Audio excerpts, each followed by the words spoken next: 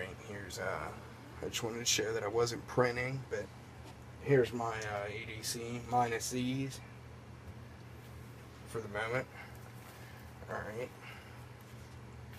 Smokes in a Zippo. Let's see. Watch. I don't carry cell phones. My Kershaw.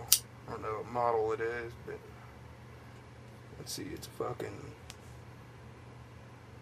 Ken Ryan design. I don't know, but let's see.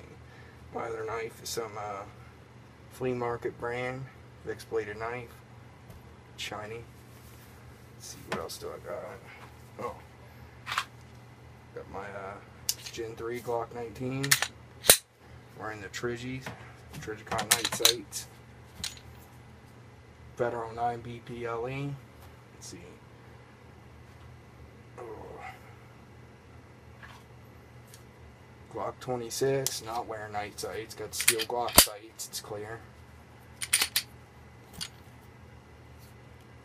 Hornady Critical Duty.